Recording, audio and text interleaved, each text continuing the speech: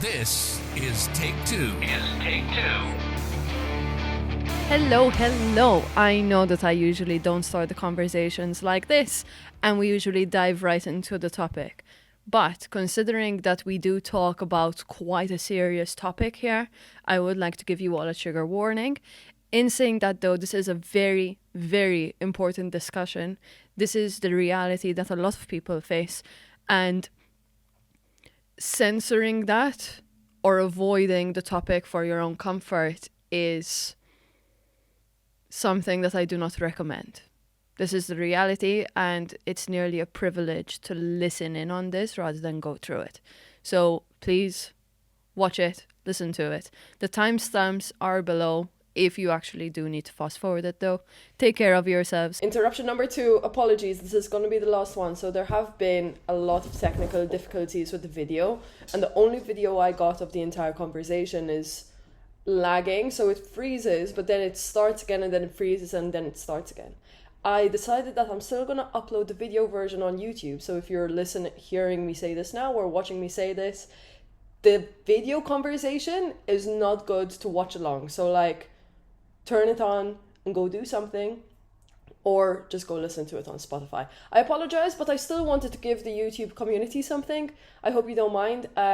Next one's going to be better, I hope. Be yourself. No, genuinely, it's so sad. I think a lot of people, like, one thing I've realized is that, let's say from a migrant perspective, having the European accent is really, really important to a lot of people. So they have to, like, twang, like I was saying, they really, really want to have that. So, oh my God, so guilty, 100%. Like, I remember, so I would have moved to Ireland 5 years ago now. No, 5 years in August it will be. Right. So it's been a while. Like, I moved here when I was 21. And I remember, like, being so surprised because obviously, like, white, you know what I mean? I speak English, it's all kind of fine. And I was sort of surprised that, like, how even with all of that, I was still being treated differently, Because you don't have the Irish accent. I didn't have the Irish accent. And even, like, I would look around and, like, I'd be like, there's brunette Irish people, you know what I mean? Like, I'm no different. Yeah. but like, immediately I walk in, I'm like, where are you from? And I was like, oh, I don't. You know what I mean? Because I come from such a small country that's, like, it's unknown, even though it's in Europe. It's Malta. So it's, like, below Italy, above Africa. It's in the Mediterranean. It's above Libya. So I always had this thing that the moment that I say where I'm from, they're like, I don't know what it is. What language do you speak? You have really good English. It kept on going. I was like, I don't want to talk to you about this. Just give me my fucking coffee and let's go. So it was really strange. And, like, I also was, in fairness, I'm not trying to beat myself up over it, but also I was 21. So, like, my brain was still developing as well. But I noticed I was adapting the way I spoke to not even hide the foreignness to me, but I was getting slightly teased sometimes of, like, if I said a word, they'd make fun of it, so I would change my pronunciation. Yeah. So that I avoid it. Where, like, now fast forward, like, 5 years, and people are saying, like, oh, like, we're hearing the Irish, like, we're hearing that accent, but there's something else. Yeah. There's something else there. And I was like, I'm never... Like, it's so sad. It's never going to go away, because if you come here when you're older, above 20, it's really hard to lose your accent completely, unless you're faking it, honestly. Yes, exactly. Oh my God. You know those people that they go to a country or like a 2 summer. days later, and they come out, oh my God, are you crazy? You're like, no, fuck off. Or those people, it's the worst when you see the people with, like, when they go to England and they come back with the their English UK accent. Oh my God. That one is different, huh? Because fully, like, to pronounce, like, a word in an English accent, you have to, like, try. Really? Like, you have to, like, drop it down. Block your nose or something. You know what I'm saying? Yeah, exactly. You need to, like, skip the R's. Like, at least in Irish or, like, over here speaking in English, like, you pronounce all the consonants. That's fine. We're happy. Yeah. Oh, my God. The UK one is completely different. It's so different. It's nice.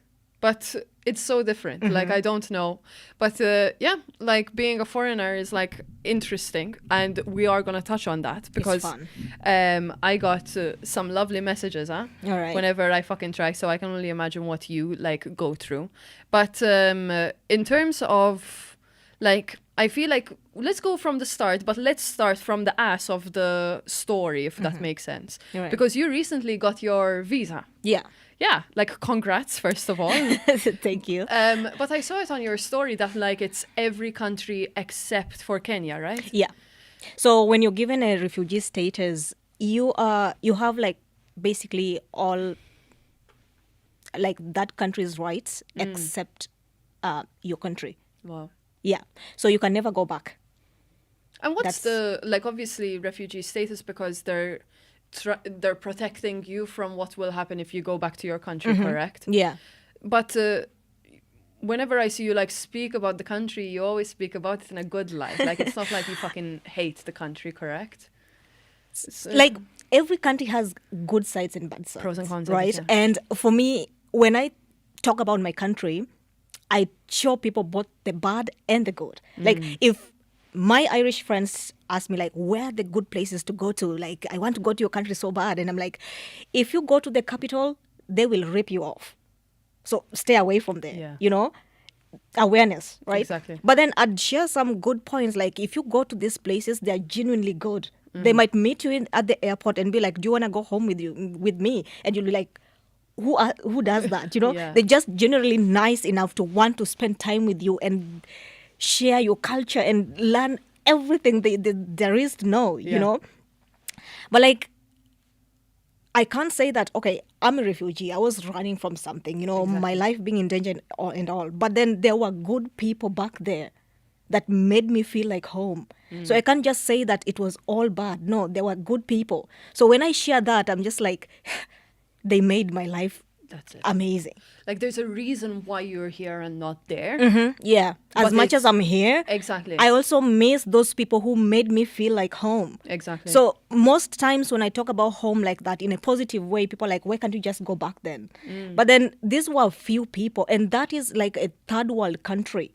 You know, even as much as somebody might want to support you, you can't supporting a fully grown adult that it's just hard. You know, it's just hard taking that extra mile to come to your house and you have your own bills and things to sort out, you know. And this person's sexuality makes their life so hard. Like in workplaces, if you're snitched at, that's how you lose your job, you know. So you're constantly trying, it's like you're constantly trying to protect this person who's always going to be even a threat to you. Because if they find out that you're harboring somebody who's homosexual, your life also is in danger. Because it's indoctrinated by religion and then the traditions. So you saying that, okay, I accept you, come to my house, your neighbors are likely to tell you that, okay, you know what? So you are accepting these people, yeah? Go together with them. You are also in danger. They might burn your house, mess you up, and that's just selfish. So you just be like, okay, I get you support me, but for your own good, I will move. That's it. Yeah. Because it's kind of like, I love you, but I also love my children. I also love Yeah. myself enough to know that, like, listen, I can't keep doing this. You know what I yeah. mean? I feel like there's this recognition of the safety and like the overall discussion where it's tough because not one person, not one protest is going to change an entire Everything. country. Yeah. But- Especially if it's so rooted in tradition. It's just so tough. human beings are so slow to adapt to things that they don't understand. You can't just tell them, look, accept me. No, it will take That's it. years. And also, it's this thing that I feel like the West and white people, majority white, but I feel like Americans, Europeans, whatever, it's like, oh yeah, let's go there or let's protest on their behalf and we are going to make that change. Very simple. People in the World Cup going over to Qatar, like with the LGBT flags and all that kind of stuff. It's like, okay, cool. You are not going to change a country, No, though. The you change can't. is going to come from within it. And they need time. And they need time, and it's going to be fucking scary to watch from an outside perspective. But I remember getting into this debate because then someone was like, but why can't sport unite the world? Or why can't people change the World Cup? And it's like, fuck off. It's never that simple. Literally, like, get your head out of your ass in this situation. Definitely. You know what I mean? Like, it has to come from within it. And sometimes it's also just that lack of education of LGBT history within your own country, or like I am guilty of it as well. Like I don't know that much about LGBT history. It's like not that good. But We have, like, in my country, we have this, they used to, before colonization, there used to be like same-sex couples, but like in terms of if you are barren, if you couldn't have kids, then you were forced to marry a woman because you're useless to the society. what the fuck? Yeah. So that's the only it's messed up. It's fucked up completely. So that's the only history we've got. But if you go down, there are certain villages that women just alienated themselves from the whole world, built their own little community, and they live there. So those are the only areas you're likely to find the lesbians, who just went there that, maybe I'm being targeted, so I'm coming here to this safe community. But they're hiding from that sexuality. So now at least they're speaking out that I'm 60, I've never dated, but I've felt specific way towards 1, 2, 3 people, but I couldn't just express it. So it's now that it's coming out in the open when you go to these little communities that are never even spoken about. Crazy. No, that's unreal. It's mad. Now, I'd love to ask you this question, but the way that Africa, let's, like, of course, talk about Kenya, but the way that a lot of these countries are, like, shared to the West and to us is that, like, it's fucking in bits all the time. In journalism, I'd say you sell news depending on the market demand. If I were to just go there and show the capital city and the good things about it, it will be same as Europe. So it will be boring. But if I saw some starving kid with mucus coming and like really, people like that, oh my God, that's where you came from, it creates these different political views and these whole rumors going around, and before you know it, you're like, how did you go to Europe? You guys do not have planes at all. You guys came through the port. Fully. That's all we know, Yeah. So it's all about marketing. Yeah. And I think it's that like lack of recognition where sometimes it's like a media literacy nearly of just like understanding this constant sharing and this feed of me is not everything. You know what I mean? It's nearly to a point where you're like, oh, you come from Africa? Where? Yeah. Like what village? You know what I mean? Funny enough, I do think that, relocating to the Western world, right? Like, I find it funny. Like, those things don't face me. Like, I find it really, really funny because sometimes somebody sees you as a black person and you think, oh, depending on what you wear. Because if I were to wear the bling, chains and all, I'll fall in the category of a gangster, right? So somebody's going to see me like, oh my God, she's going to steal from me. And I'm like, you watch a lot of American movies. Like, that is because in Africa, they're not going to. In Africa, actually, the thieves will be like, hey, sure, they'll hit on you. They'll be very, very sweet. They'll entice you that you won't even know they're stealing from you. Wow. Then they'll be like, give me your phone. Wow. I'm hustling. I'm doing my business. My kids have to eat, It's so smooth that you won't even know somebody's stealing from you. But then the Western image of a gangster, you're black, obviously. Like, yo, come here, like Americans do it with the gun. We can't even we don't even, It's hard to get guns. Yeah, like we're just really good salesmen that are using it. It's the mouth that will entice you to give out everything you've got. 100%. It's just like fully like, come here, bracelet, and all of a sudden you're like, I'm getting a free bracelet. And it's like, €10. You're like, shit, I fell for it. But now talking about that, I'd love for you to share, if you don't mind, because I know it's like a tough one. But when I was doing my research on you, you had a very, like, reading your story gave me goosebumps. Like, it was so scary, like with the 13-year-old girl and like your first queer experience. Right. Now, how do I say this like properly, right? Because it's like, I filmed a little intro before you came. and it's tough because trigger warning for everyone, but then also it's like, this is your reality, and this is something that other people are facing. Right. So it's kind of like, I don't want you to like censor yourself or like care about other people's feelings, because I think sometimes we like censor our own stories for the sake of not scaring people off or not offending anyone. Right.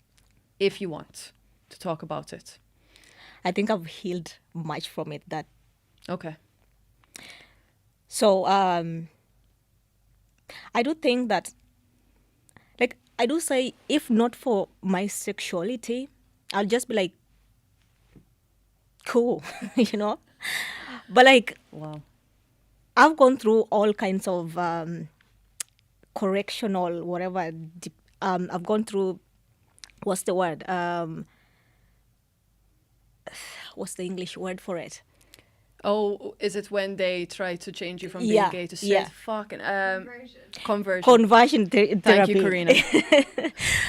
Like, they've tried to like make me go to church, get baptized, receive my whole communion. I've gone to military, all those shock therapies and stuff like that. And when I was in the military, like, I'm one person who takes every situation positive. Like, because I guess it's because of that whole one child privilege where I don't have to prove myself to anybody.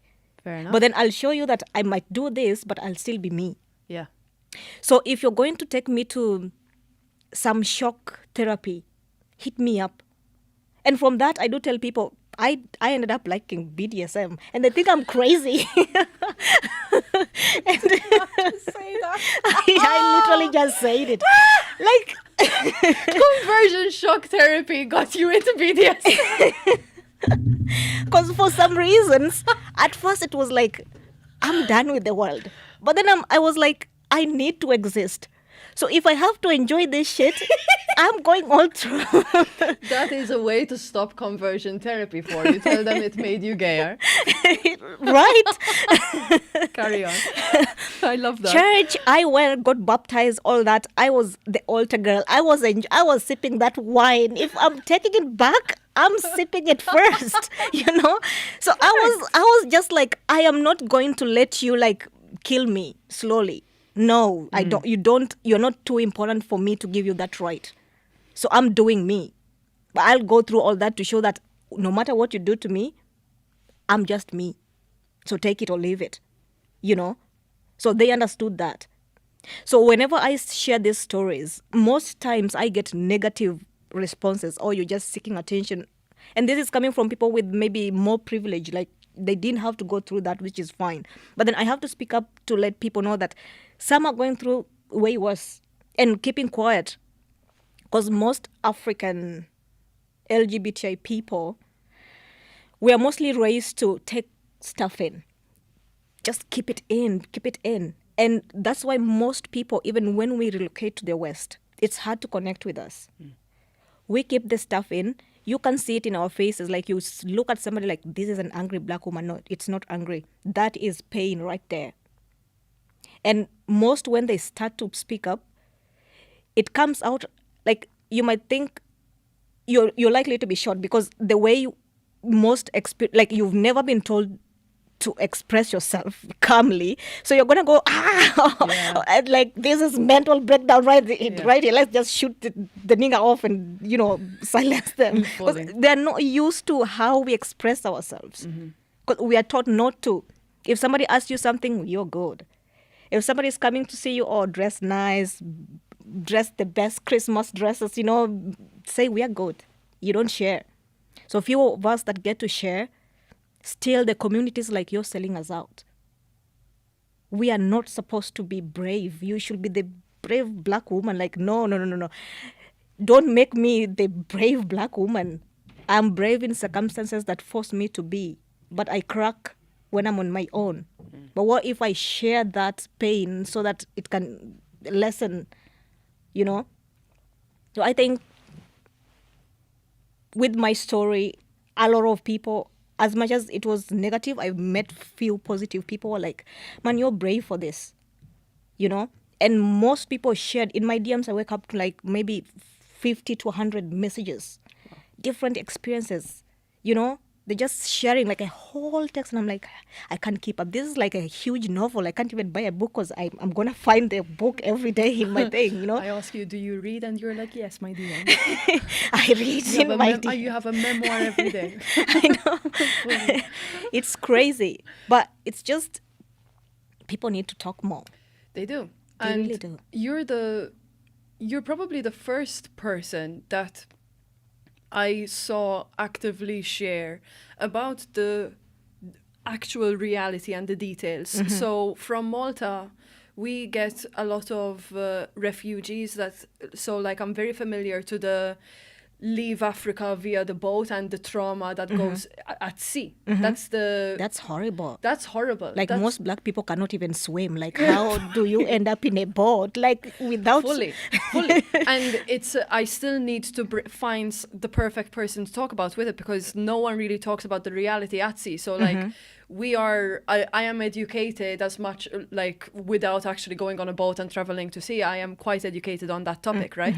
But you're the first person that's talking about it like via the plane situation and like the visa and the interviews and proving all of that kind of stuff and like the reality of it. And it's like, no, talk about it more. Not you. I wish that there are more people that are talking about it with you, because I feel like it will shut soft racists up.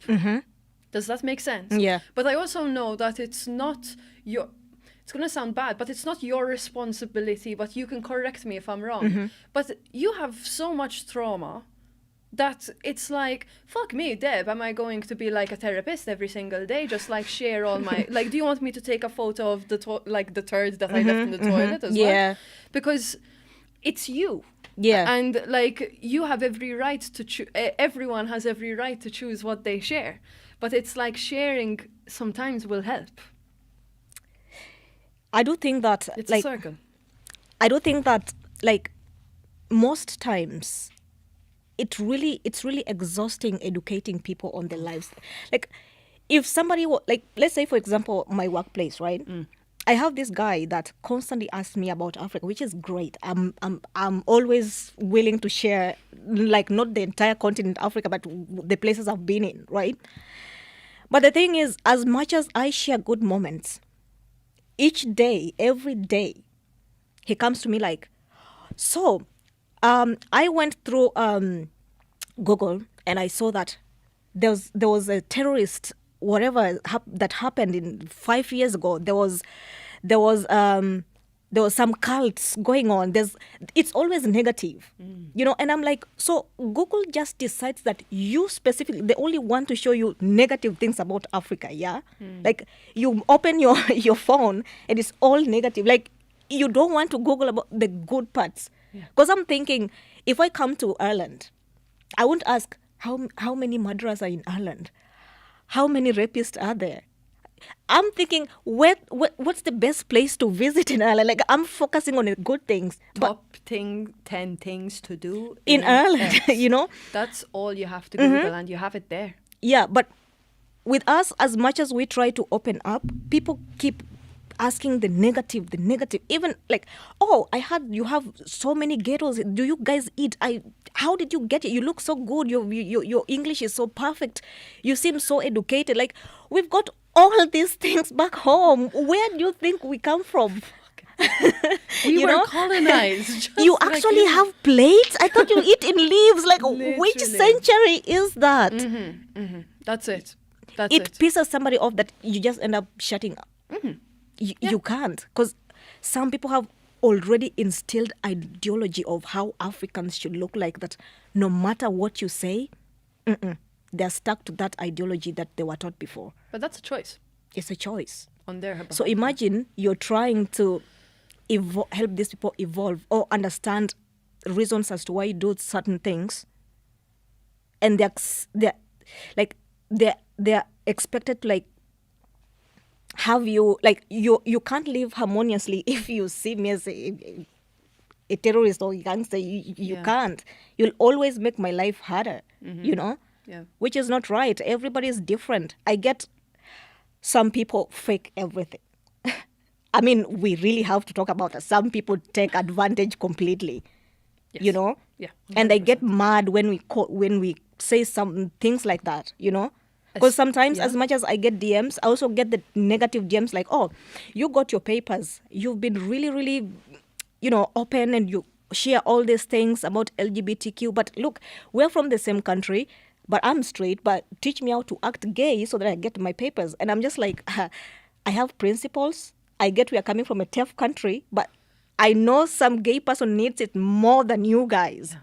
But here's some of the 1, 2, 3 things that straight people do that they help them get there. Yeah. But please, I would not do that. So whenever you say, no, I can't, again, you're the enemy. Mm-hmm. So you're this person being thrown around. You're trying to do the good here, but then people are taking advantage of that, you know? Always. And they're always going to be there, and you're always going to be the problem. Yeah. Does that make sense? Mm-hmm. No matter, I think especially as a woman, especially as someone who is passionate or like somewhat strong, that you're showing that strength and that you're not submissive. Oh, people hate that. They hate it so much, where they feel like it's a threat to them. The moment that you are not helping them out, you're Then the problem. You are huh? the problem. And it's impressive to see how much they will go out of their way to still make you the problem. It's like, mate, all this fucking time you could have actually helped yourself. But you know what I mean? But no. But that's a choice. Like, again, it's a choice, and it's like, it's one of those things that I'm starting to learn as I go into I keep progressing into adulthood, which is these people are going to follow you around. Yeah. It's going to sound cocky, but like there's a point in time where I'm like, you know what? The fact that I'm not in their body Yeah. and not have their brain, like I feel happy that I have this, that I have this. Yeah. Because fuck me, I don't want to have a life that they have. Huh? No. No, Like, that's it. All that pretense, all that, nah. I don't understand it. I don't understand how they wake up every day and go like, whose life I'm gonna fuck with. This person. That person. You're my And new you target. don't understand the experiences of these people. No. You know? Because unlike straight, I do say like unlike straight people, let's say from Africa, most, even if you come here through student and your student visa and your visa expires and you have to go home and some people want to stay here, and you ask these older Africans that were here 20, 25 years ago, like, what can I do? And they're going to tell you, marry a white person. They're not going to tell you like, okay, you can seek asylum if your case is legit, honestly, if you need it. Or it's the first thing is always get pregnant or marry a white person. But then as somebody who was in an arranged marriage with a white person, that's the least thing that I would ever advise somebody. Yeah, you got really lucky. With the person, I was lucky talk and about not it. lucky. Yeah. All right. So Let's dive into it. actually, I've never spoke about it this much because I was told not to talk about it. Okay. But then why not? Okay. There are things you Yeah. just have to share. Yes. And I do like, so we met home, right? And I had just finished high school. So you were 18? Yeah. Okay. 17, I had 2 months left before I turned 18. So I came home and then my family were like, you have to marry this person for their political careers, whatever, and not for me not to taint the family name. I mean, I barely had a father. I had to take my grandfather's last name. My biological father had to, end his life because he could not just fathom having me. Wow. So having my grandfather's name, I knew what the responsibility that comes with that. Already I am an outsider. But he loved me like I was his, like he raised me nice. Like I'm glad I was raised by my grandparents because I was lucky. Yes. So growing up and just being me, it affected a lot of, now the real daughters and sons of Ohas, So to a point, I had to repress everything. So much that by the time I was in my final year in primary school, when the incident happened, that was a major blow. My grandma helped me escape, go to the city, stayed there for like few months before I started high school, boarding school. Catholic. Again, with that whole, had to be like the whole indoctrination. You have to go through baptism, all the nuns. Whenever everybody will close school, go back to their homes, I'd remain in the convent, to, wash myself or whatever. Can we talk about the incident for people that don't know or don't know your story? So in my final year of high school, this girl, the quietest in our class, decided just to express her feelings and kissed me. And, being that it was the village, like it's hard. It's easier in the city to just at least be something different. People just see you and be like, these city girls.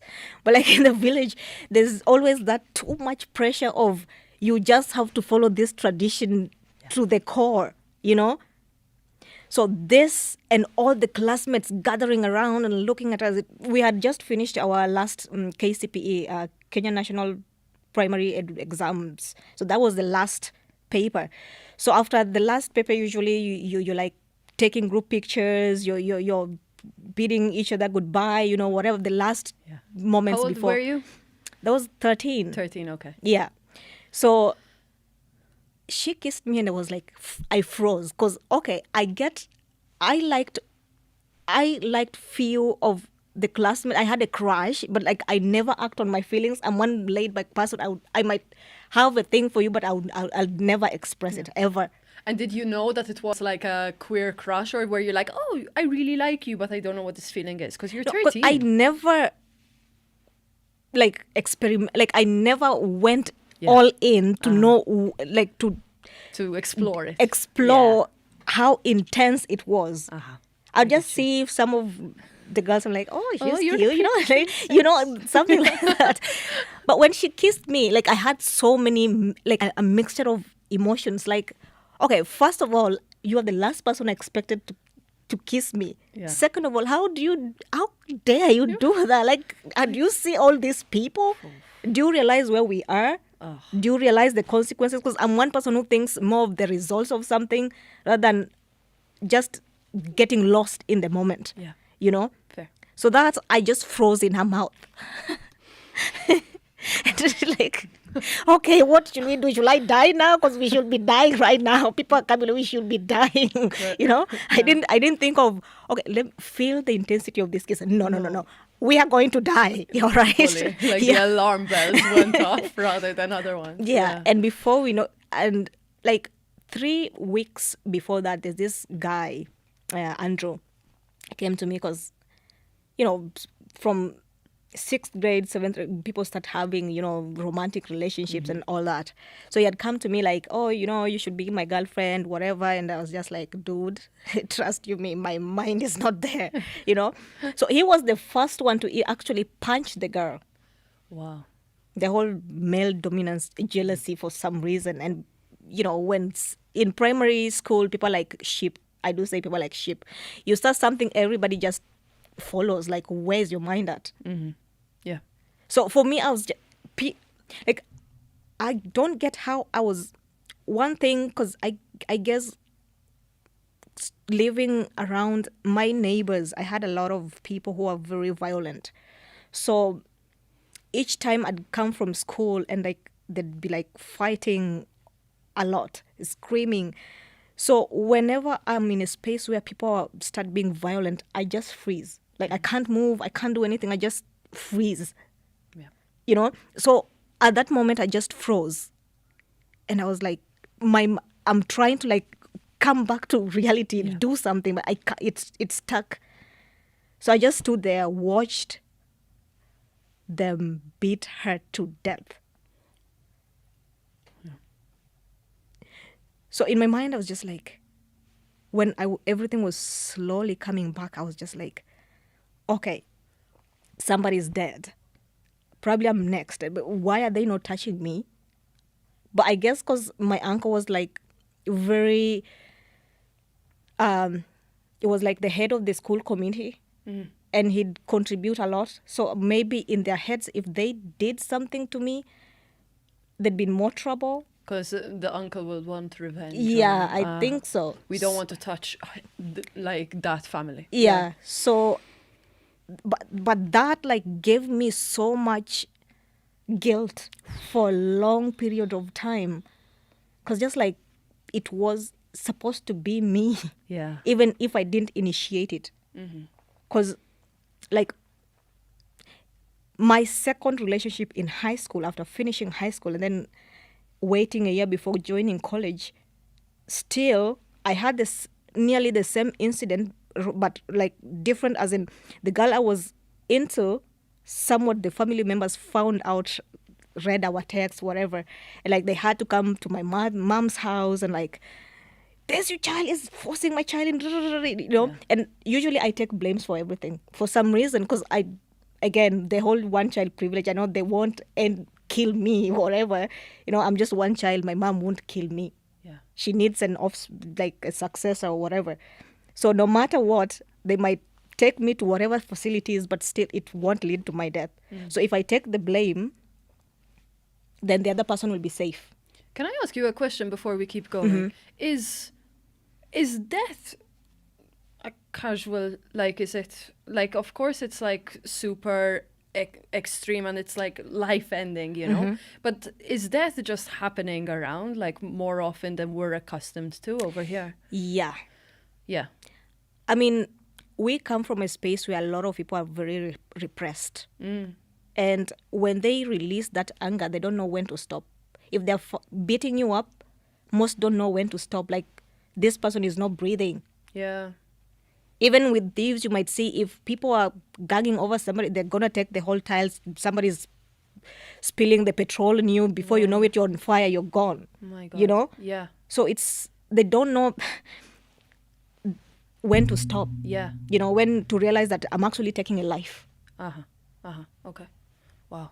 That's so, but then it's also like interesting from like you explaining this, because then it's like, because you're the only child, they also understand life and they value life, that they're not going to take that one kid away. They mostly fear people who have a bit of power or money. Okay. Because most people who have power or money, nothing happens. You can do whatever, but like they're mostly the ones using this power and whatever to oppress the people who don't have it. Because unlike Europe, I mean, we have air codes, we have everything is registered. You can easily be found, you know. Home, you just decide, I'm going to build my house in some jungle and without registering the address. Like you over here, literally, if you know those log cabins, you know, the nice ones. Yeah. You need planning permission for that. It's like, if I buy land, why can't I fucking put a Lego block on a fucking place? I know. Everything is just on the internet. Like, it's everywhere. It's there, yeah. Home, you can just decide, you know what, I'm disappearing. Nobody's going to find you. Like, even if you were to visit me when I'm saying that, and I'm like, if you get off the bus, stand there. I'll come myself and pick you up. Yeah. If I give you directions, you're gone. Yeah. I might never. Okay. Anyways, all right, fair enough. Sorry, we leewayed, but yeah.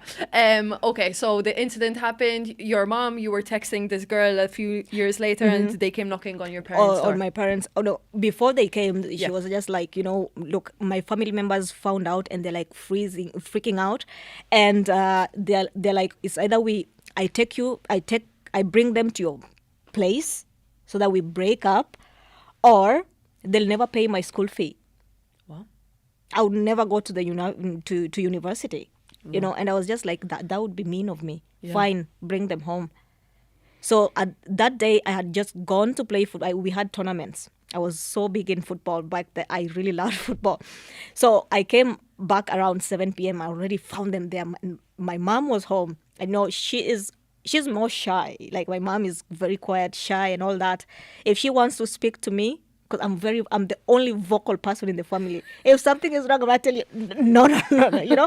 So most fear, like, coming to me directly, they'll go to either the person I'm dating, my best friend, and be like, talk to her so that, you know. So they had to go to my favorite aunt to talk to her. My favorite one. Yeah. To talk to her and tell her and invite her over. So she also brought my uncle to sit, you know. So like the brothers and the sisters were like, oh, you know, we found these messages and we feel like your daughter is diverting our sister to a different kind of direction, which is, a taboo to the African culture and all that. So I was just like, okay, sorry. I mean, we were dating for 4 years in high school. Wow. And then finish high school, 5th year after high school, waiting for the results. Like, if it's forcing, really, we could have stopped it in high school when we finished our exams and went through, like, are you mad? Either way, I just had to be like, okay, sorry, I couldn't stop myself, whatever, all that, whatever people want to hear, so that she can get her education. Mm-hmm. But then after she went to university, she got a different number. I mean, young people know how to get stuff if you want things done, That education helps. So I guess, like, it's just more of a, I do say you go to Rome, understand how Romans work, adapt to it, and get your shit done. So you want me to say this, I'll never be queer, whatever. I'll never even breathe air near your sister, Yeah, but she'll have a good life, better future, go get her education and all that. We'll do our things on the side. Just keep it low key. She's still gay, by the way. But it's so fucking petrifying. Yeah, I know, because a lot of LGBT people in Kenya, like, you have to have a toy boy. So this is like your straight, your tops gaze, right? Yeah. That acts as your man when you're around your family I'm members. not gay. Look, Yeah, I have a boyfriend. look at him. And he'd come on weekends. They come home. Oh, hi, babe. Hi. You're hugging each other like, Look at I want to him. take He's you. so handsome. You're playing the part. So we are raised to play the part more. So much that when I was explaining my refugee status and during the interview, and they're like, you don't look gay. You don't. You're supposed to be the whole Westerner. Dye your hair rainbow, gold. I'm gay, mom. Where's your bracelets? Where's the piercings? Yeah. You need half your head shaved. Tattoos all over. Exactly. You won't last a day in Africa with all that. You have to just... And it's so silly. It's strangely enough, it's like I was about to ask you this, but like, let's talk about it now. But I read that article where you were explaining that, like, is their understanding of being gay so fucking limited to just the way you look? Like, so seriously? usually when you're at the when you're with the person asking you all these questions in the interview room, right? And you'll be asked how many times you've slept with women. Because virgins don't exist, but anyways. I can't like women and just decide not to date. You can choose to be single for the rest of your life. You don't have to always date. You have to submit pictures of you in different various gay clubs with, the actual gay, visible gay, the whole... Oh my God. Here's me at the... I don't even go to the Pride Parade, I'm the worst. But anyways. It's just so degrading. And then how many girlfriends you've had?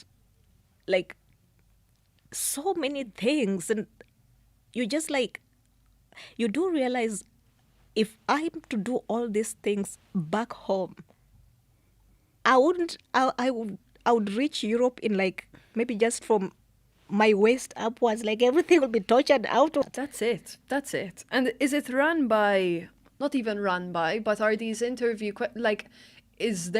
would you know if there's someone, like, culturally in there going, no. like, no, there is no diversity there. No. Most people are very straight. All right? Yes. Most of your interviewers are completely overly straight. And they don't understand the diversity. Like, I'm thinking about if an LGBTQ person from Afghanistan or Muslim-dominated country, there's a way you won't just dye your hair and be a girl, Yes. Exactly. So if they could pair people with various diverse, but that would even be a solution, because most people the people they put there are straight. So they already have their own fraction of how a gay person should look like, it's hard to get your papers. Because they'll tell you, their reasoning is, if you dress like any other straight girl, then you're not really in danger. You can just mix. Like, that's the thing, because when you told me that, I was like, when they asked them, how many girlfriends did you have, or boyfriends, whatever, you would hope for the response to be 0. That nothing super scary has happened, because you would hope that it's 0, because, like, it's not supposed to happen over there. Does that make sense? Yeah, to them, you have to have, like, plenty, like a whore, per se. You just... And it's like it's nearly under the impression that they're going about it where gay is not a choice, but technically it is. Because if you have long hair, then it is. Which is so strange, because for me, growing up and all that, like, I was so held back within the queer community and representation that I thought that lesbians were just the ones with short hair that looked like boys. And I was like, of course I'm not like that, because I don't want to be like that. It only came about when, like, Pretty Little Liars came along, where there were 2 girls with long hair, and I was like, wait a second. So there could be long hair too. You can be gay with long hair. That was it for me. It's really, because when it comes to queer representation in media, we was very limited. Even up to now, we really struggle with that. Because let's say in most African countries, most watch this American series whatsoever, right? Yeah. And most want that black representation. So, like, look up to young. You come out and you see her and you want to be this thuggish person. So much that if you're not from the ghetto of the rough side, you're fucked. Fucking hell. Like, if you can't be solved. Fully. If you're seen crying, you're like, what the fuck, bro, man? You should be a fam. Like, what are you doing? Like, you're genuinely just like, I raised you. Like, I took you to private school and you're looking like you're straight up out of the fucking street. You know? Like, not all come from the rough side. Like, I don't have the bones to be like, oh, come here. Like, no. Where's your dangly chain? With, like, God knows what logo, but anyway. I love this conversation. I'm having so much fun, by the way. Let's go back to the arranged marriage, because we were talking about how you were lucky and unlucky. Yeah. So I'd say this person, I explained to them that, look, I like women, honestly. And there was some part when he was like, but you've never tried it with men. Yeah, you don't know. So you don't know. But I'm like, okay. If you I am sucked to a try dick? that, if I'm to sacrifice one of my nights to try that with men, you're also going with men. That's what like, I always no. say. And I'm like, no, I can't do that. I'm a man, you know. Yeah. I'm a woman too. Go and shove a dick up your ass and then we'll start talking. We're you on know, even ground. You know, Yeah. So I was like, I'm a woman too, and I know what I want. You know what you want? I know what I want. So if we are going to try any experiment, Both it's holes are getting 50-50, fucked. and we're like, no. So it never happened, which is good, you know. I love this. So he understood my situation, and I was like, look, even if you want women, I will help you get whatever you want, but just not me. Yeah. Kill anything that you might have with me, because it's not gonna happen. Okay. And then he was like, what? You know, the male ego. What are you going to do? That was the ups of it. I'm like, I get I'm tiny.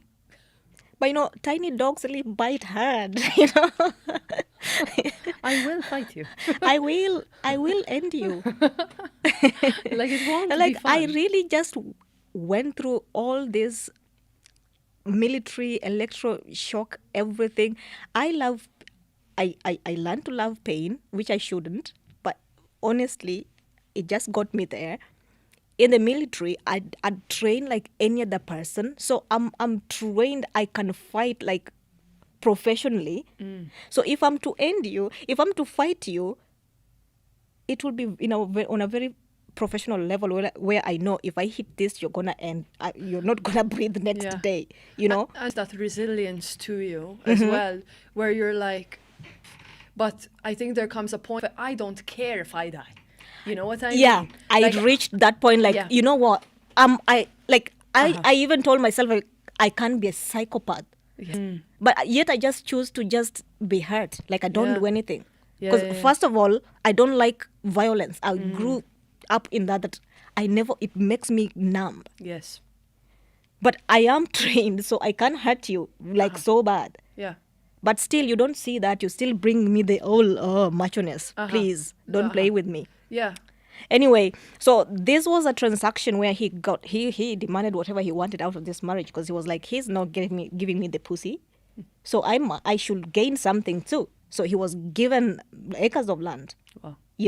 Sold this 3 weeks. It's like, you've been given everything you wanted here. It's time for you to take me to a safe place. Okay. So he was supposed to get me here, and then stay through and everything, start a job, and then do whatever he wants to do with his life. While I've sought legal ways to actually get my papers, So when we came here after 3 months, at that time we were living in Tillstown, he started taking me out in Blanche. I remember the first time he took me to Blanche and in Pennies. And I was like, I've always wanted to buy this Adidas tracksuits. It's just something to do with my childhood. I just always loved them. I see sports people and they're like, I want the authentic one, the real one. And he was like, no, there's no Adidas shops in Ireland or any other. And I was like, can we look for it online or something like that? Like, he was in his head, he had this whole Africans, since we are from poor countries, we can't overdream to have certain thing. Sometimes when you're like, look, I get where I came from. We don't have a lot of shops like Nike, whatever. So most people create their whole fake ones. Yeah. The Alibaba. Yeah. But it doesn't mean that we don't want the actual thing. It's just the feel of it. Yes. And if you're working, there's sometimes you want to buy things to make you just feel like, I can't believe I worked for this, But he'd just tell me like, you're African. You're supposed to be cheap. Be humble. Like, I'm not. You came to where I wasn't humble in the first place. I wasn't. Yeah. So we started having these arguments, and then I was just like, okay, you don't have to go with me places, so I'll just make friends. So most friends he'd bring home were his Croatian friends, which would ask me very degrading question. Do you ever have Christmas in Africa? Do you have Easter in Africa? Like, no, by the time it reaches Africa, it just expires. Do you have rain in Africa? Do you have water? Like, no, by the time it gets to Africa, it's just dry. Like, nah. Like, they fully expect the Lion King. You have Timon and Pumbaa. Sometimes you're just too tired to just explain all that. Like, you can find that on Google. Like, why not choose to Google that? You have phones, So anyway, I started going out alone. Whenever I'm off work, Fridays, Saturdays, Sundays, I'd just walk, and Were try. you living in those refugee houses? No, because when I came, I was given, because we were married. Okay. I was given the stamp for EU family. EU family. Okay. Yeah. So you came not legally, because it's irregular or regularly, but you came via your passport, via plane. Via marriage. So I was good to just start work. After 6 months, they gave me the work permit and everything. Interesting. Yeah. So you just came here. Yeah. Exactly. So after I found job, whatever, and I started finding my own routes, going out alone, I met these Nigerians. I remember this time I met these Nigerians in Blanche. I went to buy McDonald's burgers, and then they were like, "Oh, hi, sister." You know how the chatty they can be. "Oh, hi, where are you from?" Kenya. How long have you been here? All that. I'm like, "Oh, I'm new. I don't even have friends."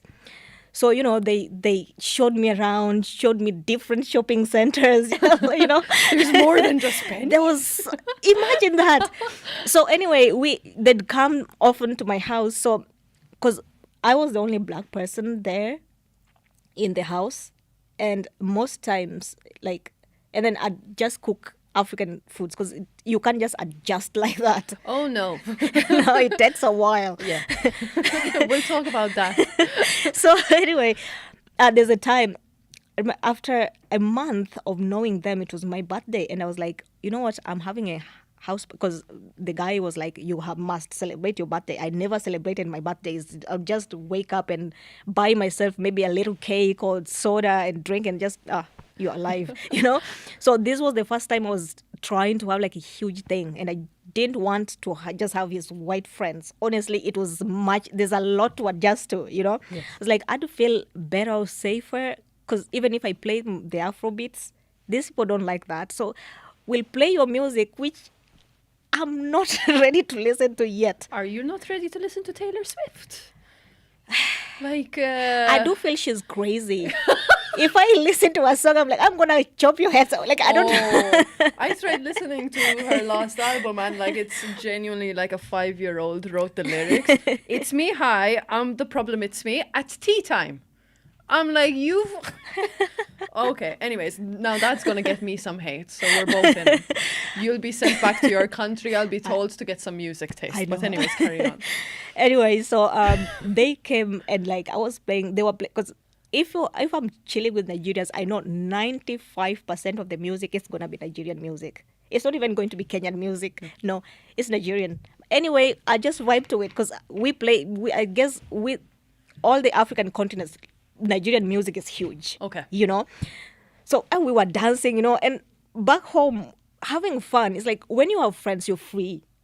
There's nothing like I'm dancing with you, but like I'm romanticizing with you. No, it's just like this vibration of, Yeah, the hips are moving, Yeah. everything is swaying. I'm not thinking of anything past that. Uh-huh.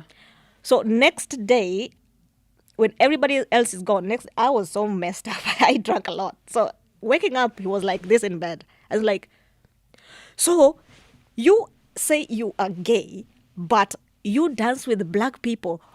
Is it maybe you just want black dicks?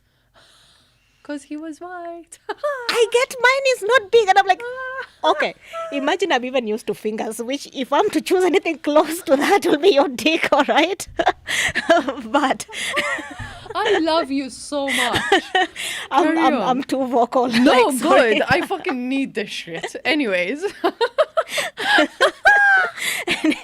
Anyway, so we had like, for 2 weeks, he didn't speak to me, just Oh, from work. fragile. He'd sleep in the living room and then not just speak to me. And then I was like, fuck this shit. Look, you're the only family I know in this. Yeah. Like, you're the only person I know. Yeah. So you've got to talk to me. Like, let's solve this shit out. Like, talk to me. Like, oh, you know, the housemates feel like they know we are married. They don't even hear us having sex. Like, yeah, because we didn't get married to have sex. You wanted lands. You wanted to go live in Africa. And marriage made it easier for you to start doing your business, whatever, back there. And for me, I just needed my freedom, which got me here. So why are you changing now? You know, and being called to me in a foreign country where I have no one to lean on except you, that's mean, you know? So, yeah, we started talking after that, and it's like, you can't chill with black people anymore. I was just like, okay, sure. So I just told my friends, like, look, we can't chill anymore. And then I was asking him, like, then after a month of that, he was like, you are changing so much. Because the thing, if I'm chilling with a lot of white people, I adapt this whole just being vocal without thinking the whole Africanness in me, where I should be like, oh, shut up, you know? So I end up just expressing myself that loudly. Yeah. And then he was like, no, you're not being the obedient person I met. You're not being, you say your thoughts a lot. Yeah, yeah, you're not Okay, filtering them. I will take you to a, maybe we should check out a black club. So we went to this, what is it called? This, near the well. Basement, Crystal Basement. Okay. That was the first ever African experience. I went with him and I met all these Nigerians again they there, are. you know, Yeah. with plus so many black people, and I was like, wow, so there's so many of us. I feel at least safer. I feel a sense of home a bit. So we tried dancing. I was just with him because I didn't want problems. So I was just, I can't overdance, but I can't oversit too, because I'll sleep in a club. That's just worse, you know. So just standing up, dancing with him. And most people would be like, come to me like, oh my God, did he adopt you from Africa? Because, he was 43. I was 23. So to them, like, this is not your type. So definitely he's your stepfather. Or, or he adopted you from Africa or something. And you're also not like kissing him. You don't look. Yeah, and I just wore like jeans because I was trying not to be. I didn't know I was out of that comfort zone where I would not just be like androgynous the way I used to be home. Like, because he was like, if you're seen like this, they're gonna take your work permit and you're going back home. So you have to act the part. You have to like think of literally everything. Yeah, you're very aware of yourself and other people's perception of you. And most people, because in 2 months, when there's this Irish girl that came to live with us, and she was like, I know somebody, they were literally like, the neighbors rang the immigration on them, and she had to be deported. Wow. So I was just like, I've sacrificed so much to go to a place where I could die any day. If I have to play the part until I get the right help, then sure. I mean, even if I wear a dress, it won't change how I feel inside. So, and most time he'd buy me dresses. Like, if you try being too girly, you're like, man, like, imagine it doesn't make any difference. I could be as girly as I want. I still. So he was still like not trying, but he was still hoping or being like, don't rule out men. Yeah. Hoping maybe the more I stay with him, the more I dress in a specific way, then I'll change her. Yeah. Okay, I get that. So I was just like, okay, I get what your intentions are, or rather what you're trying to prove to the world or to yourself. Yeah. And I am going to help you out through that road to realize that whatever, because I'm also coming from all that people trying to change me, the worst part of it. So that is driving me through another second phase of this experiment, just bring it, dude. But I'm going to secure my freedom no matter what. He was just another roadblock, another speed bump, dare I say. Yeah. Because for me, like, words mean a lot to me. Yeah. Even if we develop feelings for each other, it's friendship. That's what we agreed on. If I tell you, if we decide this is what we focus on, whatever comes, work through your feelings. But we gave each other our words, So him trying to always divert, I was just like, no. When we'd go out, even that day when we were first in Crystal Basement, I met this queer person. That's like, wow. Queer person of color, that is great. And we had this amazing conversation. But then she was like, are you single? Because I'm single. And I was like, I am single. Technically, I am single, but by law, I am not. And the way she drove off, like, no. Because she was like, what do you mean? I was like, okay, I am married. So technically by law, I have a husband. But like, this husband is aware that I like women. And she was just like, stop. This is too much for me. And by the way, just a tip, in Ireland, in this small country, never tell anybody that you're married. So, because she said the community will not accept me. The whole betrayal of you've been with a man, so you're not gay enough. And I'm like, we're not even fucking, imagine. We are not doing that. Yeah. So that advice really stuck with me. I was just like, okay, but this is a community that if I am to express myself, then they should understand that some of us really sacrifice the most. Like if I look back home, most men and women are married, they have kids, but at night they come and they're like so miserable. They come to the community. We have our secret communities. We meet up and talk about how much we have sacrificed as the LGBT people community, And they're like, this is where I feel home. When I go back to my husband, I want to kill him, Yeah.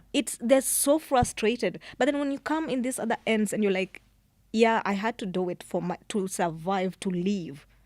Because do you want to reject this person or do you want to be killed? Because people constantly hold your head with, when are you getting married? We haven't seen you with a man. Like, you guys are just CCTVs. Like, focus on your life. Please. No, they don't. No. So you do the most. You can sacrifice so much that you just don't give a fuck at some point. You just do whatever comes. So few of us that get that, whatever means. There's always this other gay people, gay men from Europe, mostly go to most African countries. They get married, help you get your paper. Lesbians get them papers, and then some stay 5 years. After that, they get citizenship. They're free, because that's the only mean. If you get if let's say you go to Kenya, you want to marry somebody, you can't because it's illegal. You can't marry them, so they won't leave the country. You look for your brother, your cousin, or your friend to do the whole straight marriage for your girlfriend to be here, Yeah. So that's the reality. And some will even fake that they're gay, come there, marry you, you come here, and then you're fucked. I heard of that. Yeah. So there's so much people go through to get here, to get those papers. Yes. Even so, when they come in, they're femmes. After sacrificing all that, like, no. Yeah. You are too feminine, you can blend in, so denied, go back again to that faking, So It's like it's a win-win. It's a lose-lose. Then obviously, as in if we were to talk about it, it's like with this whole like Ireland is full and all that kind of shit, and the country's it's changing. not even full. Like It's not full. It has the lowest population. Like The houses are empty. You know what I mean? And what's happening is that the investment is all in fucking Dublin, and no one wants to fucking move out. Me included. Like, considering the fucking, like, literally, like, Malta is the 10th smallest country in the world. There's not fuck all. There's a lot of opportunities. They weren't for me, right? Yeah. When I came here, seeing a Spotify billboard was like fucking... Like, I felt like I was in New York. I still call it New York, you know what I mean? There's no fucking way I'm leaving Dublin. Yeah. Like, the opportunities that I created for myself. It's really rich on opportunities. 'Cause It's so with a rich. small population, there's so much room for growth. For sure. But then, sometimes you meet these people and they're like, Ireland is full, go back to your countries. You're taking everything. You're like, are you an engineer? No. Are you a journalist? No. So which job are you talking about? It's not even your profession, like, and you're telling me... Fully. Honestly. Like, and it's also just like I'm not saying they don't understand, because these people are so like few and far between, you know what I mean? But their voices are so loud, and they're doing things that are like heartbreaking. Yeah. And it's like, what you don't, because they're like, we're protesting the people that are ripping up their passports and going or staying and all that. It's like, you're not understanding or empathizing with that situation. 100%. Are there people that are coming here and doing really bad things that aren't from other countries? For sure. Let's go and trace any other crime in other countries. So you're telling me that with these 3 people out of 200, All if of not them are more, like, that's going to do it? And it's a tough one. Which these things can always be traced. Like, look at Always. where did they board these planes? Which point? And did they have the passport? If they have the passport, why can't they just trace where all the information in those passports from the first point they boarded these planes? Fully. 'Cause from Kenya, if not all, maybe if you're put in some ship or something, but there's no way you'd leave the airport. You'd even get in the airport without your passport. No way. Even with your passport and visa stamped on it, they'll still look like 10 times like, Yeah. it's not fake. I was literally given the thing Yeah. at the embassy. Exactly. They have Exactly. to triple check. Triple check. If you have a beard on, they're gonna see and make sure you're not a terrorist. Like, there's so many things, and it's just frustrating to like try and not even explain to people, because I got like quite a few like hate messages and stuff, because I was saying that I did this joke that people didn't find funny, but I found it very funny. But I also make myself laugh all the time, where I was like, the Ireland is full protesting outside refugee centres. It's like, how was it again? It was like, when you try fart and you shit yourself and you blow your nose to fix the problem. Like, go outside government. If you have a problem with it, protest outside there. Yeah. Use your Why vote. are you Use going your, to- why are you setting these camps on fire? You know? And How- the issue is that like these people are doing their best to try raise families as much as you are trying to raise your family and you're struggling. We're all in this together. The issue And is at least they are going to the IPO to actually register to get the right documentation. trying. They're not just coming here and be like, you know what, I don't even want papers. So I'll Yeah. do drugs, I'll sell you drugs, I'll kill Yeah. you or whatever, I'll rape your kids. They're actually genuine people who are actually, they'd rather camp there, you know, and to get papers. and you to know how work. and tell them how difficult it is to get the fucking paperwork and how long the wait is. Most of them would not even last that long to get if they were the ones in that shoes. No. If you want to do it right, you're nearly better off doing it the wrong way, nearly. I guess that's why most people just do decide, you know what, let me stay without papers. I'll do cash in hand jobs and that's that. Because you are trying to do the best, get your right papers, but somebody is telling you, what, you don't deserve that. They're banging your tents. That's it. So that's like we create monsters. You come with your good intentions and somebody just turns it back to that worst person that they really Yeah. want to see. Exactly. And not everybody is that strong to just stand all that. No. No. And then after they're bad, now again you're complaining. You made them that person. But you're living it up in Ireland. Send us money, you know? Give us all that. You fucking got what you deserve. Like, they don't... That's the problem, you know what I mean? And the system is at fault in so many ways because the offices... I understand the offices have a lot of get more staff. I've been asking that. I've been Like, saying that since... like, You know what I mean? As You know? And it's not just Ireland, it's across Europe as well. I really hope that people listening, I'm not bashing on Ireland because it's a European problem. Get more staff. If you need more heads, bring them. Take a look at your politicians and take a look at their checks. You know how much money they're bringing in. You know how much money their paychecks are. Fucking, get to 10% of a reduction. Like, I'd love to know how much the migrant officer, the minister, not even the officers, because I know that these people are trying their best. Yeah. They can't. Like, everyone is fucking dead.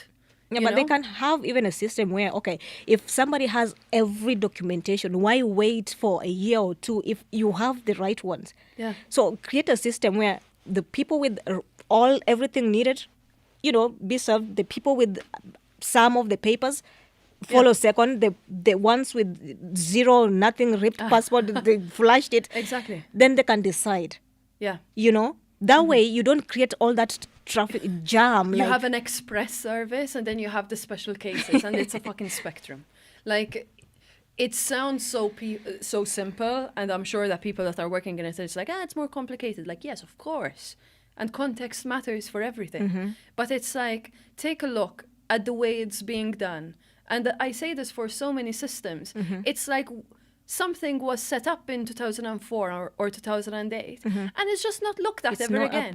And there's all these students that are getting all these fundings with amazing PhDs and all that and all this They research. can intern also if they don't want to pay more people, then they can intern to get more experience. Exactly. But it's like there's so many people that mean well and are getting the research and doing everything, and it's just collecting dust over in the bookcase of the university rather than getting these people and actually allowing them the opportunity to improve the system, because they're there. Yeah. They want to. But the only opportunity that they get is to fucking lecture and put these other students into debt, which is not their fault, again, because, again, we all need to make our money. So it's not their fault. But they're putting more students into debt so that we all have the same fucking master's degree and, find a job at the university. It's like, shit. It's not just the university that exists. There's life outside university. I know.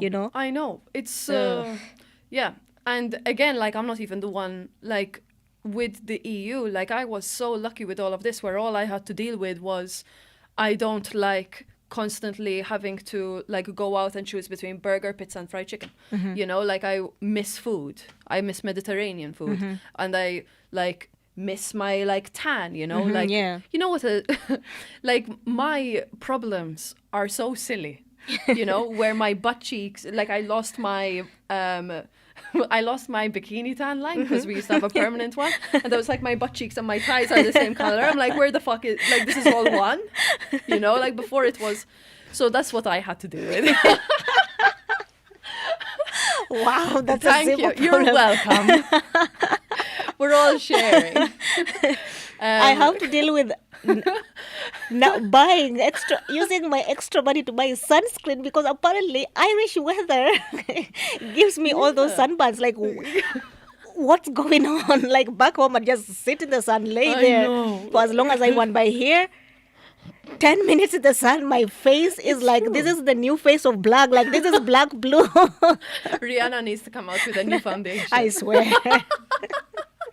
Oh my God, no. But it's fucking crazy. It's like, it's mad. It's interesting and funny and sad at the same time. Yeah, like life needs color, and it needs it's like, definitely giving the color. It's something else. Like, but yeah, like my problem, not even my problem, but whenever we have these like whole discussions, you know, and like very serious ones, it always goes like, well, what now, you know, like it's shit, you know, but like here I am smiling, and I feel like that's like the beauty of it, I guess. That's the beauty of it. That's life. Yeah. You know, but I do think that the good thing about being a migrant is that like it gives you these shades. You know, you complain but you love it.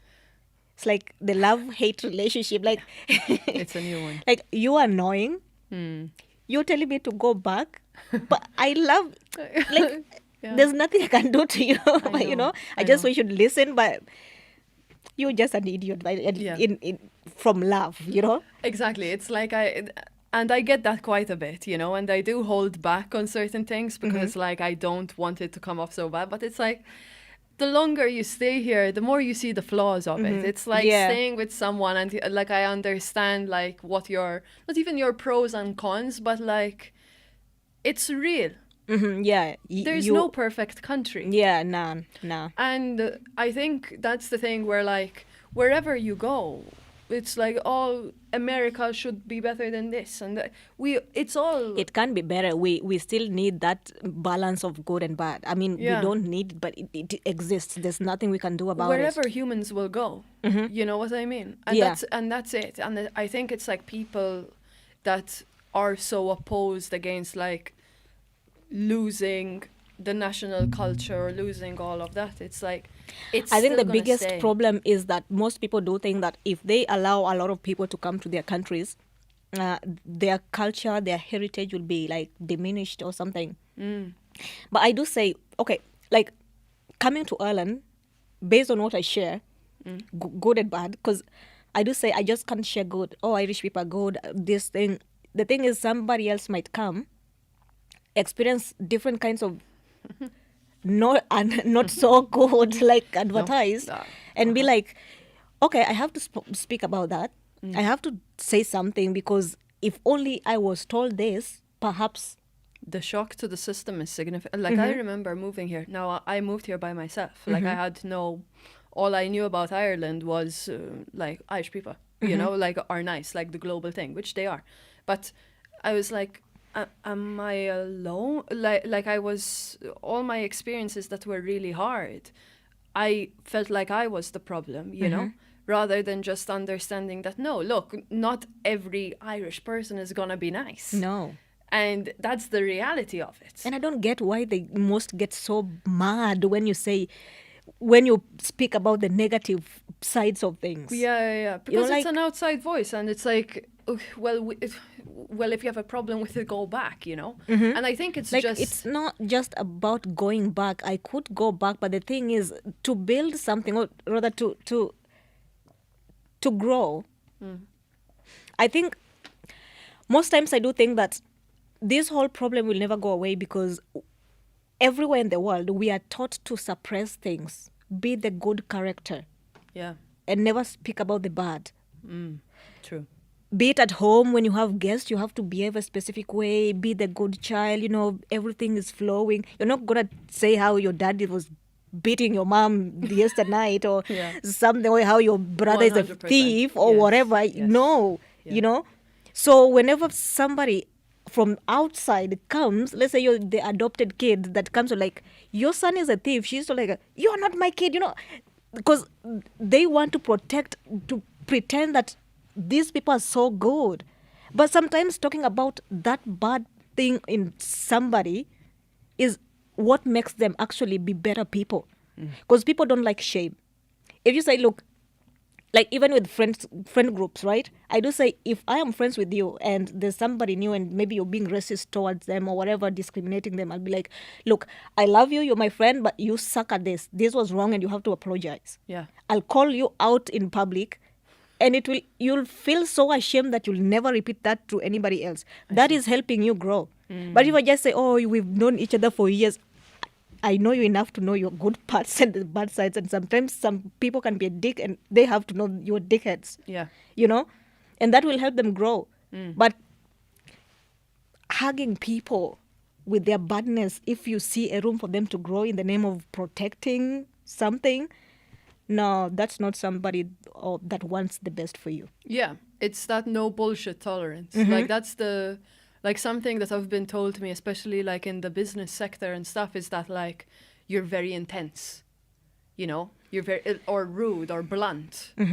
And that's a problem that I had like probably up until a few months ago, where I had to come to a decision where it's like, because I'm all for when I go into a country, when I step foot into a country, I have zero expectations for this country to adapt to me.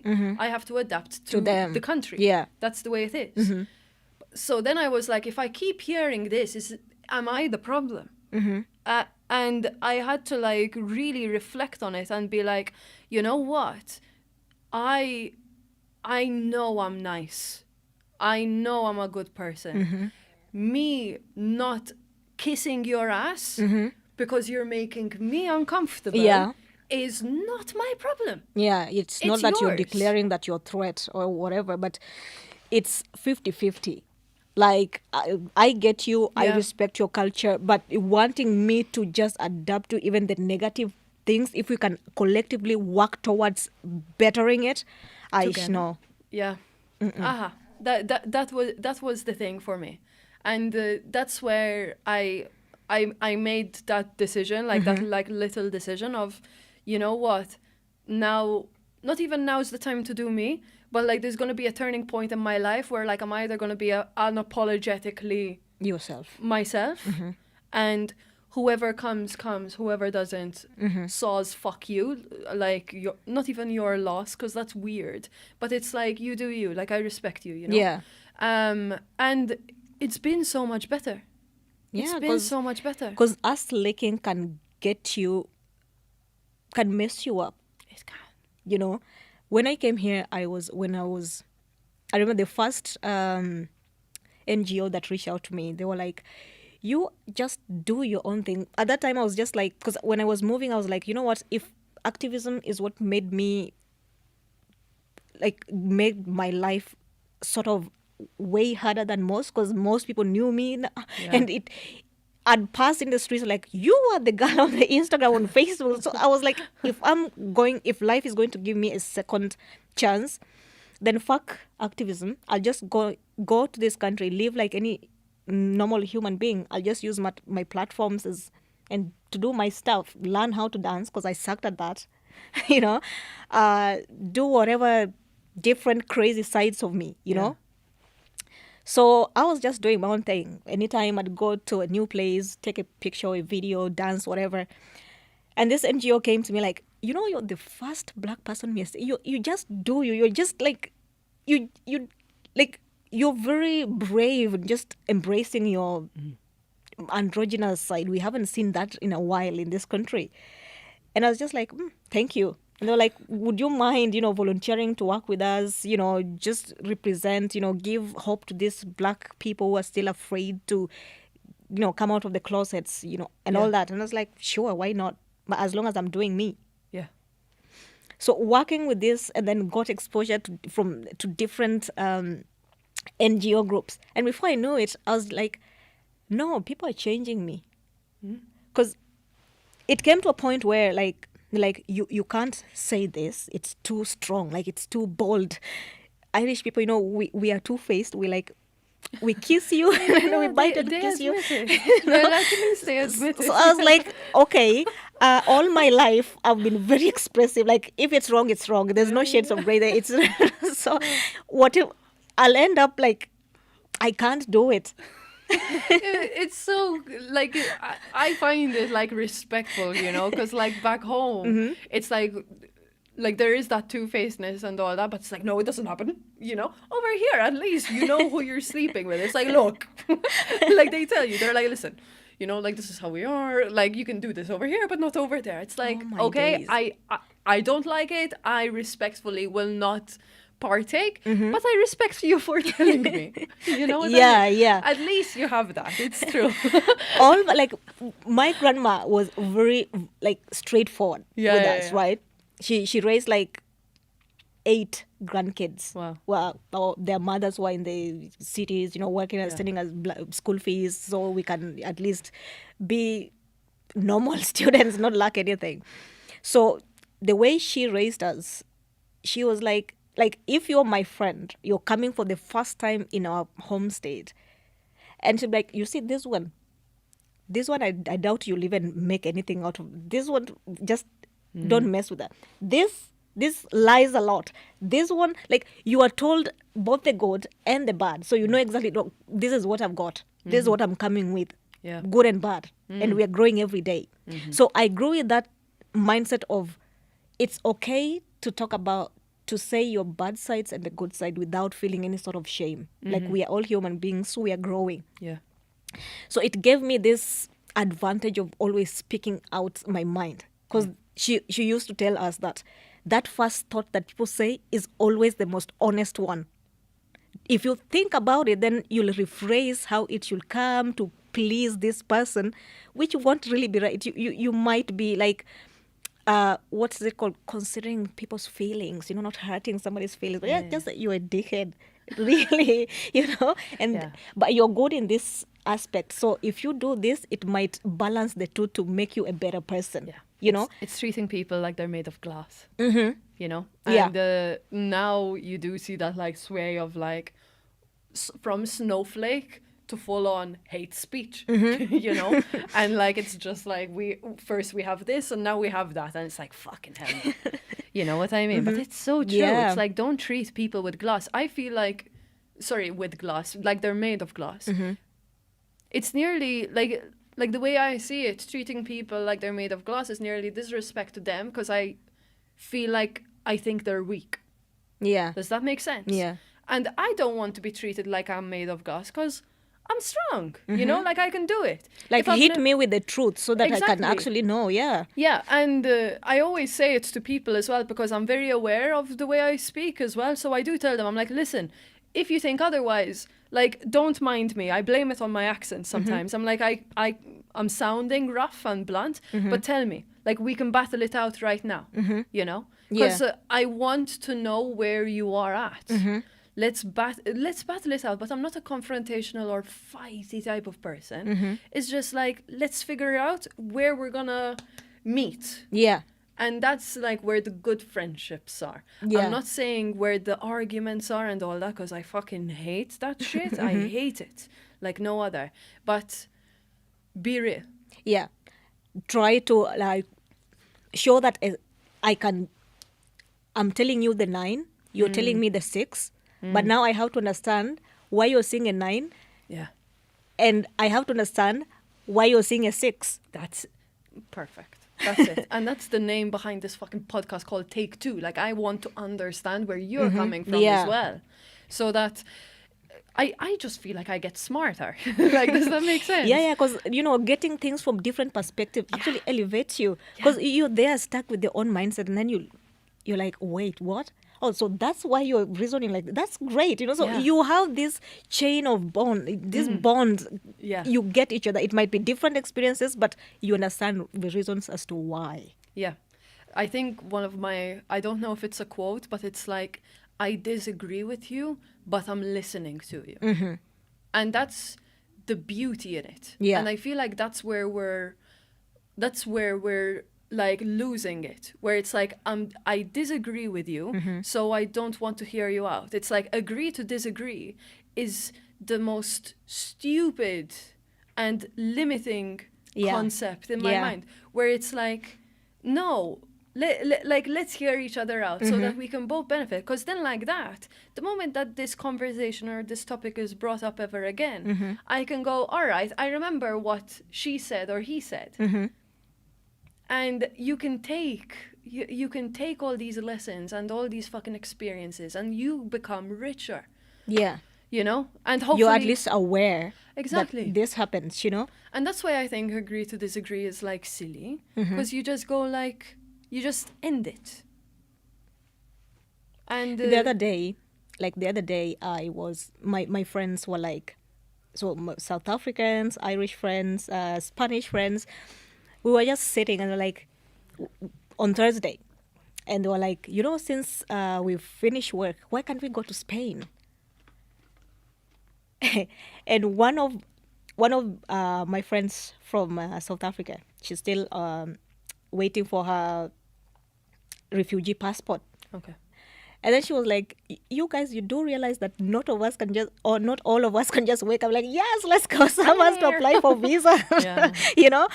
And I was like, I mean, we got really deep and we were talking about how it's important if you're making friends from different diverse groups, you have to talk about the uncomfortable conversations. Because like sometimes you like, maybe you're traveling and then one person is going to be pulled back, like, you know, some discrimination and of some sort, pull back. So you'll be like, should we wait for this person because we were going together, or should we just go and you'll find us? But then if we leave the person, it's going to be harder on them than if we use whatever power we've got to get them out of there, you know? So most like, and one of my Spanish friends were like, yeah, you know, he was sharing how he dated a girl from Ghana, and when they were coming to Europe, she was stopped for like 4 hours. Her stuff were being checked and he just left. And I was like, how would you do that? You had to use your privilege to be like, this is my girlfriend, you know, and she's with me. Yeah. These are our documents, because you have the same documents. The visa is there, everything. Fuck me, even just stay outside the room or in the same, you know what I mean? Like some just go, like some just go, like, oh, we'll meet you. You'll find us at the hotel. Are you kidding me? I've heard it so often, like going into a club as a group and like the black, it never happened to me. So like this is my friends telling me, but like the black friend of the group needed, God bless, 2 forms of identity. Ooh. And was also the drunkest and wasn't allowed into the club. And like they go in and one person stays that happens out, a lot, especially if the friend is wearing this chain thuggish kind of look. Exactly. but it is those kind of stuff where like you don't people don't understand the things. Again, I was so surprised that sometimes I was being questioned or my COVID passport was not like believed to be where I needed to show certain things, let alone other people. Does that make like, and it's when you open up the debate of, oh, but they mean well, oh, they're doing their job. That is where, like I was talking to Leon and he was like, being anti-racist is not enough. Yeah. It's actually saying that, not even saying that you're against it, but actually going out of your way and recognizing certain things. Fuck me, if you don't want to be confrontational with the bouncer, at least be there for your friend. Yeah. Even just being like, I saw that and I'm with you. It's not right because I was treated, why are you treating me like this? And that reminds me of the day there's a time we went to Brown Thomas in the city center, and I like dressing up. Like if I can't go out looking that's just like, I just like clothes, right? Oh yeah. If people are listening, fab outfit, by the way. Like you're missing out, watch it on YouTube. Carry on. My partner do not. She's simple, right? Yeah. So she's one person who'd be like, I'm going out in a pajama, I don't care. So that day we went to Brontamus and she wasn't dressed up. I was. So she was in front. And then this bouncer comes like, he was following her everywhere, thinking she's gonna steal something. Oh, you can't afford this. Yeah. So I was just like, no. I never keep quiet. I've never been known to keep quiet. I talk the talk. I see something wrong, I'm gonna say something. So I'm like, excuse me, sir, why are you following this woman? Like, oh no, it's fine. I got it. I got this. It's fine. You go shopping. Like, she is my girlfriend. What do you mean? Like, really? Huh? You and you? Yeah, like You're dressing like this, just dressing like that. Like, what? yeah. Oh no. Like again. As in, it surprises me that certain things are still happening till this day. It's mad, and it's 21st century. Yeah. It's crazy. Why though? Like, But are you? I don't know. Like, without touching on the topics of personally having kids, like, do you think the upcoming generation or the next generation are good, or like are safe? Because like I'm excited to raise kids because I'm like, fucking hell, like with this juicy brain, you know what I mean, and this level of empathy, like I'm excited, to like see where they're gonna come from. I think it will be better. The coming generation are going to be better than our parents, great grandparents, whatever. But then again, it depends on where you raise them. Because if it's reserved places, then there'll be definitely that indoctrination, because they have to go to school, they have to socialize with this kind of people that are going to make them indoctrinate them to feel or act or behave a certain way. Yeah, and I feel like it's getting the other side. Both spectrums are getting stronger, because it's like then the far right or whatever are very much like, oh, we're a dying breed now. You know what I mean? Like it's getting nearly like, oh, the gays are coming. You know what I mean? And the population is going to just be like... like the church is falling apart, the gay, everyone's gay. Like there's this theory that in Africa that the West is trying to support the LGBT from people from Africa to reduce the population. Oh yeah. And I'm just like, okay, I can have kids. It doesn't mean that now that I like women, my eggs will suddenly disappear. Yeah. Like, some really do want a family, sick sperm donors, those who can't afford, just go for that nightstand and get fucked and get the kids. Let's be realistic. Not all can afford that I whole remember going on a insemination TikTok thing. where someone was saying, she's like, guy, I forgot how she was. She was a lesbian, right? And she's like, unpopular opinion, but starting a family as in starting an LGBT family doesn't need to be expensive. Apparently there's a bunch of guys in like Facebook groups that are ready to spread their seed.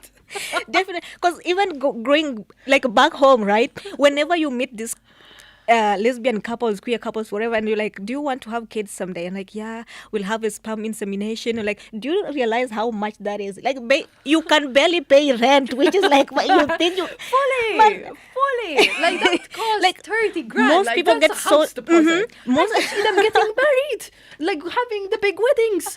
I was like, guys, fully, as in, if I want to get married right now or start I need to think about, do we need to get married? Because then it's like, all right, weddings are costing God knows how much. It's expensive. And also, like, this is the whole debate. So with me and weddings, it's like either I elope or we're having a big ass celebration and I'm performing. Like it's a performance. So there's that. Then in this housing crisis, there's house deposit 1, actual house deposit.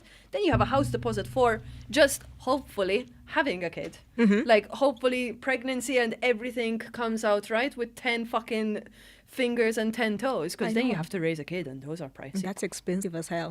Yeah. So God, like somebody wants to give you free sperms and you're like, no, like, I'm a lesbian, I'll be judged. I'm like, gonna go for insemination. You can barely afford Colgate. You can't even brush your teeth. You're broke. Yeah, like you're not even getting the branded Red Bull cans. You're getting Kong Strong from Lidl. Like, let's be realistic. Like, so I think from this whole entire discussion is, again, we're fucked. very.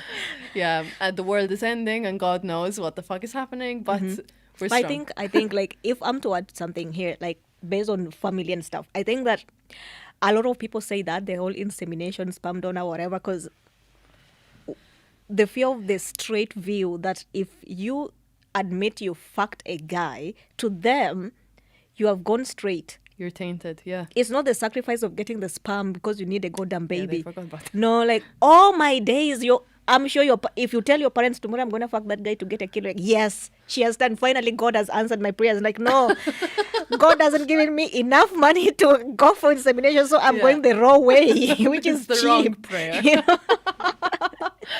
But again, like, oh, that's funny.